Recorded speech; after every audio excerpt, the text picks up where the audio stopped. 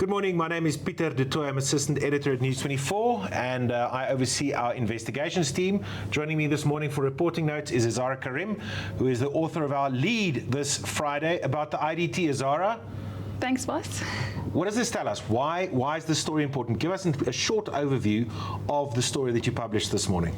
So this story is a continuation of much of the reporting that has been already done about this very controversial IDT oxygen tender. It's a contract to supply oxygen plants, very critical oxygen plants, to hospitals across South Africa. Yeah. That's critical because these are the things that feed very critical patients oxygen. So it feeds into the hospital and right into the patient. I mean, oxygen is such a big part of the machinery and the infrastructure at a hospital. So exactly, yes. Highly technical equipment too.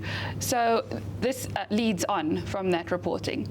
And this takes it into a new place because now Mashatile's son has surfaced. Paul Mashatile, the Deputy President. The Deputy President's son has surfaced as having submitted a bid on behalf of an interlinked company that he has personal and professional relations with. Zara, a couple of years ago now, in fact, when you came to me with a story about the IDT, I didn't know what the IDT was. What is the IDT and why is it not front and center in the public discourse? I mean, why do we not know about this entity and what it does? It flies under the radar, does it? But yes. But it's got a massive budget. And it's not, the only entity that is sort of unknown, but has these very massive budgets and very critical roles. So the IDT is an SOE essentially, and it is an implementing agent for national and provincial departments to implement social infrastructure. So that's schools, that's police stations, prison maintenance, clinics, for example. But I asked you this a couple of years ago. I mean, building schools, building clinics, a lot of this would fall within the ambit of that specific department or public works. So exactly. where does the IDT fit into all of So it's a bit redundant. I mean, this is just my personal opinion, but all this procurement that the IDT handles, the procurement, the project management, and the handover, that can be done in-house. Yeah. But departments argue that they don't have capacity to do it, so then we'll outsource it to the IDT, but for a 15% fee.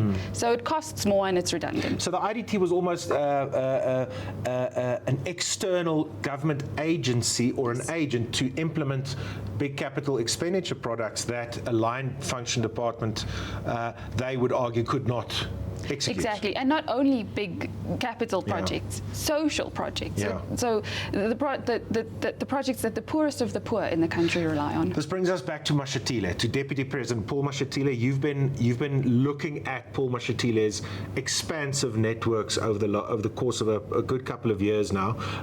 The Mashatile network clearly has links into this space. Give us some background to the Mashatile children, how they came to be part of this specific tender bid, and why it's important. I mean, our critics outside would obviously say, well, why can he not do business with the state if he's a bona fide businessman? Why can he not bid for a contract like this? Why is it important for us to delve into these networks and to try and understand where the Mashatile networks intersect with the state? So what we're seeing with the Mashatile kids, so a few years ago, we started Mashatile Unmasked, and we started looking at Mashatile and his history. And in the few years that we've been investigating this, new networks have emerged, and these new networks are new points of extraction. This is about access, and it's about where that money goes, and it's about delivery. Yeah. In this story, Thabiso Mashatile, who is Paul Mashatile's son, submitted a bid on behalf of a company called Modipadi Nokaneng. And now this is one of the new networks I'm talking about, the introduction of the kids networks, who they are friends, and which Netback first reported on, and they are business partners. And they have these companies using the Ngwato and Manzi name, which is the name of their mother, Paul Mashatile's late wife.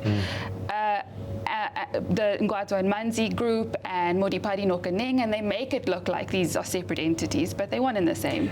Zara, what did you report on Thursday? Remind everyone out there what you reported on Thursday, or Wednesday rather, related to Modipadi Nokaneng.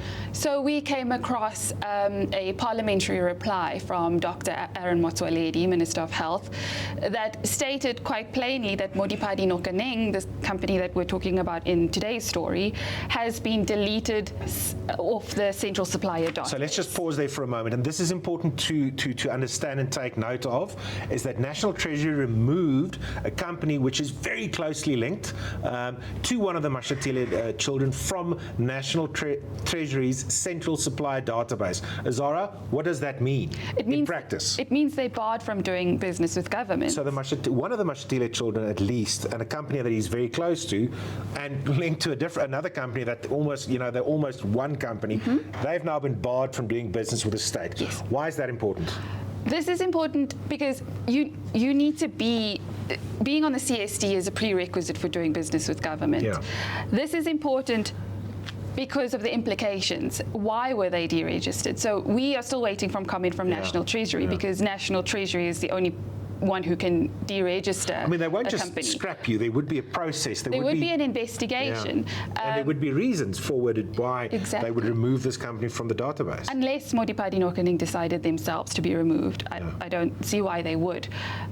There are all manner of reasons that are not very good for National Treasury to delist you from the CSD.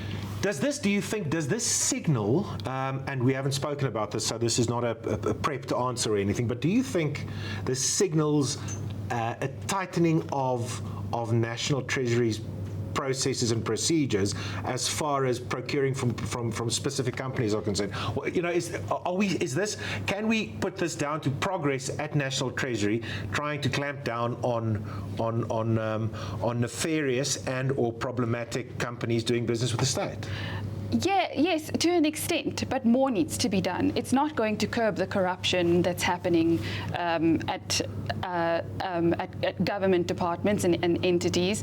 There needs to be a wider spread of this happening. Companies need to be deregistered. And although it precludes them from doing business with government, doesn't really stop them. There needs to be more done for it to have actual impact. Is this linked, do you think, to our battle to get off the FATF grey list, which happened last year, and National Treasury was absolutely central to trying to demonstrate to those authorities that we can clamp down on illegal money flows, corruption, and so forth? So in trying to understand why Modipadi Nokaneng may have been deleted off the CSD, I did go back and have a look at the grey listing process. By March 2025, companies had to declare their beneficial ownership. Beneficial ownership goes beyond directors. It goes beyond the managers of the company to shareholders and the people who ultimately benefit from the business that the company does. So if they didn't declare that beneficial ownership, they could be at risk of being deregistered on SIPC and being deregistered on the CSD. It's unclear if that happened to Modipadi Nokaneng. Let's take a step back again to the nub of this story, and it is about the Mashatile network. Now, Deputy President Paul Mashatile is, as far as we understand, still the front runner in this very early stages of the ANC's leadership race. Of course, the ANC will have their elective conference in December next year, December 2027. I personally think that he's the front runner. He's built up a big head of steam. He's got the support of Gauteng, which is his base, which has historically been his political base. He's built up links with various big provinces, but he's built up a network, Azara, in and around Gauteng. We know that he was Premier of the province very briefly, but he's been chairperson of the ANC in Gauteng for the better part of the post-1994 dispensation. He's not chairperson at the moment, but he retains enormous power as a senior figure in Gauteng. Zara, we've seen in our reporting over the last couple of years, and I think this is why this story is important, and this is why the IDT certainly appeared on your radar, is that these networks around Mashatile, and you talk about beneficial ownership, have been able to use their proximity, and we've argued this in our reporting and in a book that I've written, that they've used this proximity to advance their own personal interests. And I think that's why it's important for us to keep on reporting on, especially the Mashatile children, isn't it? Yeah, and I think this is one fantastic example, our story today, on how that network functions. And then, although Modipadi Nokaneng never got this contract in the end, the way they were disqualified and how they bid is of interest. But more so, it's about the networks that wrangled behind, it's about the networks in the background of this contract that wrangled to get it, and how deep those networks run. It's a great example of how these companies are doing business and where they are benefiting from. Just give us some insight, and now we're going to the minutiae of the story, but I think there might be criticism but they didn't get the tender. I mean, so why is this then a story? But it is a story because it shows exactly how these networks are able to function in an environment where they feed off state contracts, and if it wasn't for a technical irregularity or a technical point, they would have been much closer in the running than they eventually were. Why were they disqualified? Why did they not get the tender in the end? Yes, it really was just a technical technical point that disqualified them. And as I said, it's important because of the proximity to government contracts. It's important because Modipadi Nokaneng it's doubtful that they have any experience in implementing highly technical work of PSA oxygen plants. And they, before they were disqualified, they were among the top competitors for all but 2 of the 60 hospitals. So let's go back. They have a grading, a construction grading of 5 for mechanical engineering. That means that they can only work on contracts of no more than 10 million rand. They bid 980 million rand for this contract. At the same time, the specifications for the tender was a grade 5 ME as well, so they met that requirement. Yeah. But those specs were wrong too, because the original estimates for the tender was well over 200 million. So it becomes this very complex thing where and PwC have said this, the grading was manipulated in order to open the door for these sorts of companies like Balkeng to come in and be able to bid for the tender. And Azara, as we finish off this conversation, and you should, obviously it's you and me, so you should come in.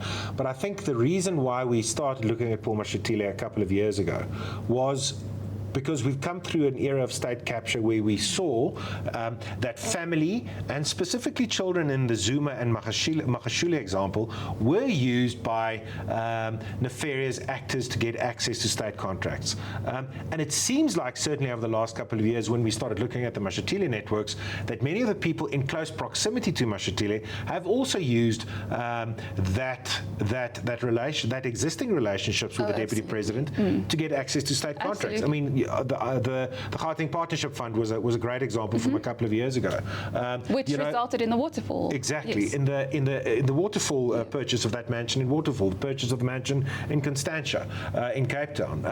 The entities around Mashatile, the entities in Gauteng, these are entities that continue to be problematic. But I think that's the reason why we're looking at Mashatile, and that's the reason why his children's activities are important, aren't they? So Mashatile has always had this network of people that has surrounded him since his days as MEC in 1994 in Gauteng. Those people have followed him to each of his positions and his rise to the presidency. And we've reported on the Alex Mafia. Now we are seeing new networks. As I said, we're seeing the kids, but we're also seeing this network that comes in with his wife, Humile, his sister-in-law having a stake in the Lotto contract, for example. It's never stationary.